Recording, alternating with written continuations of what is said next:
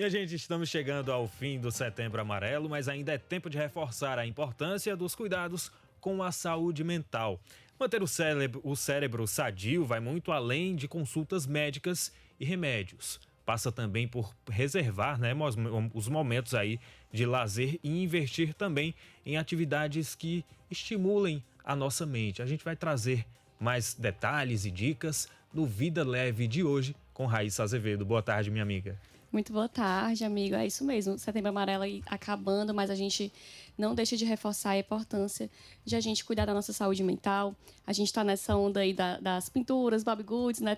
Tá viralizando muito, que são aquelas pinturas nos cadernos, que as pessoas associam muito a atividades infantis, mas que elas ajudam aí a preservar o nosso cérebro, a estimular. O lúdico ajuda muito, né? O lúdico ajuda demais, amiga. E também a questão de prevenção de doenças, né, de demências, outras doenças neurológicas. Então, é importante estimular, ter um hobby, procurar atividades prazerosas, né, no nosso dia a dia para conseguir estimular o nosso cérebro aí a longo prazo. E para isso a gente recebe agora o doutor Saulo Teixeira, ele que é médico neurocirurgião. Seja muito bem-vindo, doutor Saulo. Obrigado, pessoal. Boa tarde, Sempre pessoal. um prazer. Doutor, como é que a gente consegue... Essas doenças também de saúde mental, elas estão muito associadas ao estresse. Como é que a gente consegue aí fazer essa redução e a busca por um hobby pode ser uma alternativa, né? Como é que essa associação aí dessas práticas, né, que a gente consegue fazer de forma até de lazer mesmo, prazerosa, evitando estresse e até prevenindo doenças também, né? Verdade. Isso a gente tem que primeiro conceituar o que é hobby quando a gente está falando em pesquisa, né, científica, dessa forma aí. E os pesquisadores falam que as atividades que eles classificam como hobby são aquelas que envolvem uma busca ativa por um determinado objetivo e que envolvem uma recompensa sobre aquilo. Então, colecionismo é assim, ou então você resolver problemas matemáticos ou problemas desses que tem em revistas e tal. Isso são formas de hobby que acabam por estimular esse funcionamento do cérebro e pode, em alguns casos, trazer uma proteção a mais, uma camada de proteção a mais para doenças neurológicas e doenças psiquiátricas. Eu digo pode porque muitas dessas doenças, na verdade, elas têm determinantes genéticos que muitas vezes a gente não vai conseguir mudar. Pode retardar um pouco mais quando a gente tem um cérebro mais desenvolvido do ponto de vista da cognição, tem uma pessoa que tem uma atividade intelectual mais frequente, mais constante, mas quando tem um determinante genético envolvido, isso acaba limitando um pouco as nossas opções de prevenir, como a gente falou, né? Doutor, e como achar assim, um hobby ideal? Né? Acho que a pessoa pode procurar ali, ver o que é que se identifica mais. Tem gente que vai se identificar mais com pinturas, outro com esportes coletivos, né? Qual dica o senhor dá pra gente conseguir encontrar aí um hobby ideal para estimular e também não só o físico, mas a parte da saúde mental também? Os pesquisadores falam que sempre é interessante estimular domínios cognitivos diferentes. Então, aquela pessoa que trabalha com uma coisa que é mais de exatas, envolve mais números, mais cálculos, deveria ter como atividade de diletantismo, né, como hobby, uma atividade já que envolve mais conhecimentos de humanas, vamos dizer assim. Então, uma leitura que envolve a capacidade de abstração, imaginar cenários vívidos, mesmo que fujam daquela exatidão do dia a dia, seria uma melhor alternativa. E o contrário também é verdadeiro. Aquela pessoa, por exemplo, vocês que trabalham com jornalismo, com produção de informação e conteúdo, deveriam buscar, talvez, atividades que envolvem mais movimento, o cálculo no outro sentido, então para a gente estimular domínios cognitivos diferentes. E tem um motivo para isso, né? Por que se defende isso, na verdade? Tem um termo que é muito caro para nós das neurociências, e principalmente para mim como neurocirurgião, que é o da plasticidade neuronal.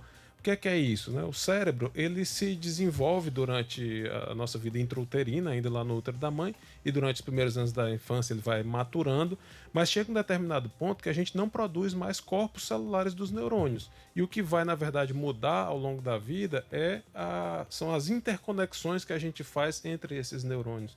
São as chamadas fibras de associação, que vão conectar áreas diferentes do cérebro. Então, a gente tem no cérebro uma área responsável pela motricidade, outra área responsável pela visão, outra área responsável pela cognição, pela audição, e essas áreas são interconectadas.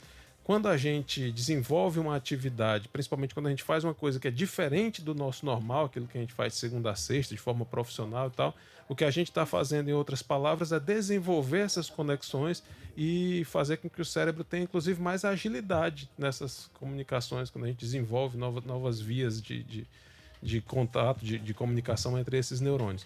E isso, volto a dizer, ainda de uma forma muito, muito preliminar, assim, mas se supõe que isso tem um papel protetor contra essas demências que a gente falou agora há pouco. E ainda tu tem uma idade, assim, ideal de começar a buscar esses hobbies, é desde a infância, porque, como a gente estava falando, né, é até associado muito à questão das crianças, né, mais lúdico, mas também tem quebra-cabeça, os Bobbie Goods, né, que são as pinturas, tem também a questão dos caça-palavras, que a gente via muito em revista, né, mas hoje em dia na internet tem vários joguinhos também. Tem uma idade ideal. Eu queria que o senhor também falasse sobre essa questão da prevenção das doenças, das demências, né, que quanto mais cedo, acredito que seja melhor, né? Eu volto a reforçar aquela questão genética, né? Então, muitas vezes esse termo prevenção ele não se aplica porque a gente tem uma determinação genética para surgir uma determinada doença e aí estão incluídas a doença de Alzheimer, demência frontotemporal, demência por corpúsculos de Levy, que são as demências, estão entre as demências mais comuns que têm motivo genético. Não há idade para isso, né? Todas as idades são. É interessante que em todas as idades isso se desenvolva, que você procure atividades diferentes para estimular o cérebro a fazer essas conexões, essas novas áreas de associação. E a gente deve lembrar também que o papel dessas atividades não se resume só a isso que nós estamos falando aqui. Na criança e no adolescente, por exemplo, e eu tenho a impressão que isso é cada vez mais comum como uma necessidade, elas servem para desenvolver, por exemplo, o foco, né? A capacidade de focar numa determinada tarefa, de estimular, que aí tem a ver com outra área também do cérebro, particularmente o lobo frontal, córtex pré-frontal que faz isso, faz o cérebro se deter numa determinada atividade e conseguir manter aquilo ali com começo, meio e fim. Então essas atividades acabam tendo esse outro papel. E volto a dizer, isso servindo para qualquer idade. Doutor Saulo, é correto dizer, então, que quando a gente adquire um hobby, né, a gente desenvolve um hobby, a gente está dando um descanso para a área do cérebro que a gente está mais utilizando no dia a dia? Sim, se a gente estiver falando de um domínio cognitivo diferente, sim. A gente usa, às vezes, esses termos de descanso, de estímulo, etc. Acha que é uma coisa muito abstrata, né, o que a gente está falando. Mas, na verdade, os neurônios eles recebem sim um estímulo maior, que quer dizer que vai chegar mais sangue naquela região, eles vão funcionar mais despolarizando eletricamente e vão consumir mais glicose. Isso que por muito tempo a gente trabalhou como uma forma de abstração, hoje em dia é possível ver em exames, como por exemplo as chamadas ressonâncias magnéticas funcionais. Você consegue estimular aquilo no paciente e realizar o exame para mostrar que aquela determinada área do cérebro está funcionando de uma forma com um metabolismo mais acelerado, portanto está sendo mais estimulada. Então isso existe sim. E o cérebro, eu falo isso muito para os pacientes acabam rindo, em consequência que eu digo, isso é tudo igual, tanto faz gordo, magro, homem, mulher, preto, branco, anão, são todos iguais, porque a superfície do cérebro ela tem áreas bem determinadas para cada uma dessas coisas. E isso só muda se, utilizando aquele conceito que eu falei da plasticidade neuronal, a gente tem, por exemplo, uma lesão numa determinada área dessa do cérebro, seja uma lesão congênita, que a criança, por exemplo, nasceu com ela, ou uma lesão adquirida, como um tumor cerebral, um AVC, um trauma, pode acontecer por conta dessa mesma plasticidade neuronal que eu falei, de essas áreas migrarem para um outro local. Então, uma outra área do cérebro vai passar a ser responsável por isso.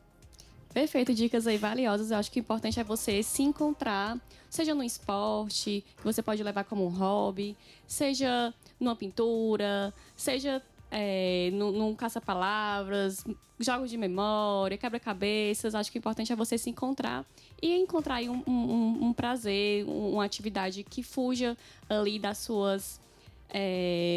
do seu dia a dia, das atribuições, trabalho do dia a dia. Eu vou levar isso como um argumento agora, viu? Porque quando eu digo que quando eu chego em casa eu não quero saber de notícia, há quem diga que assim, não, você não pode parar, você tem que ser jornalista o tempo todo.